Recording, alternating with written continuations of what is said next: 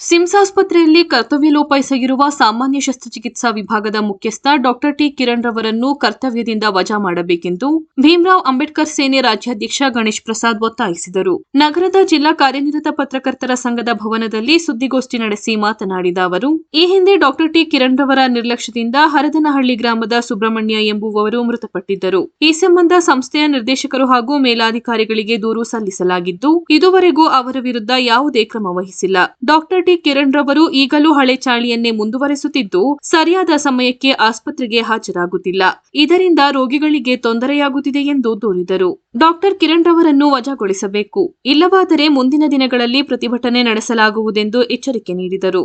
ಸುದ್ದಿಗೋಷ್ಠಿಯಲ್ಲಿ ಸಂಘಟನೆಯ ಸದಸ್ಯರಾದ ಜಯಶಂಕರ್, ಆಲೂರು ಶೇಷಣ್ಣ, ಅಮಿತ್, ನವೀನ್, ಮಂಗಲ ಹಾಜರಿದ್ದರು.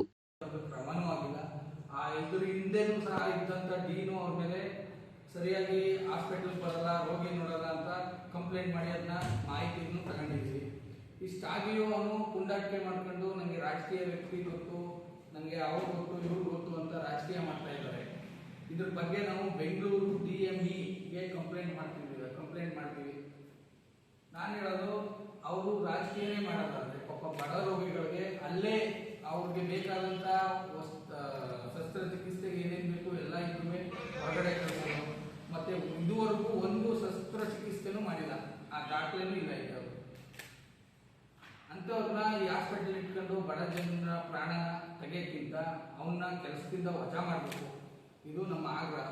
ಅವರು ಯಾವುದೇ ಪ್ರಬಲ ರಾಜಕೀಯ ವ್ಯಕ್ತಿಗಳಿರಲಿ, ಅವರು ಆ ರಾಜಕೀಯ ವ್ಯಕ್ತಿ ಅವರು ಸಪೋರ್ಟ್ ಮಾಡಿದ್ರೆ ಅವರು ಬಡ ಜನನ ಸಾಯಿಸುವಂತ ಇರ್ತಿರಲ್ಲ. ಅವ್ರನ್ನ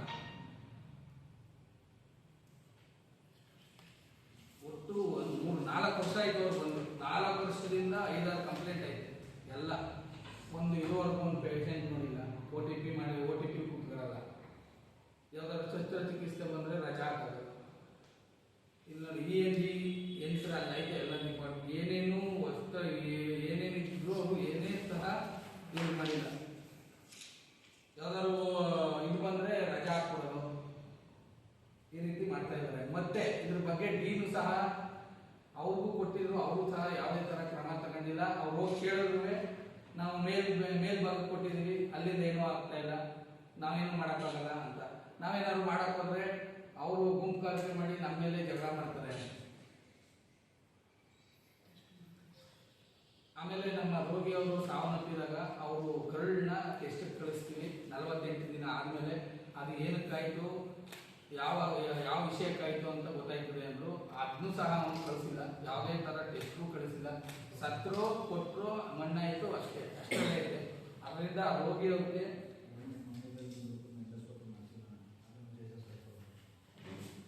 ಇದೇ ತರ ಯಾವುದೇ ರೋಗಿ ಹೋದ್ರು ಹೊರಗಡೆ ಹಾಸ್ಪಿಟಲ್ ಕಳಿಸೋದು, ಅವನು ಅಡ್ಡಾಡೋದು, ಇದೇ ಬೇಜವಾಬ್ದಾರಿ ತರ. ಅದರಿಂದ ಆದಷ್ಟು ಬೇಗ ಅವ್ರನ್ನ ಕೆಲಸದಿಂದ ವಜಾ ಮಾಡಬೇಕು. ನಮ್ಮ ಚಾಮರಾಜನಗರ ಜನತೆನ ಕಾಪಾಡಬೇಕು. ಬಡ ಜನಗಳನ್ನ ಆ ಜಾಗಕ್ಕೆ ಸೂಕ್ತವಾದ ವೈದ್ಯರನ್ನ, ಶಸ್ತ್ರಚಿಕಿತ್ಸೆಯವ್ರನ್ನ ಹಾಕಬೇಕು ಅಂತ ನಾವು ಬೆಂಗಳೂರಿಗೂ ಮತ್ತೆ ಈಗಿನ ವೈದ್ಯ ಸಚಿವರಿಗೂ ಸಹ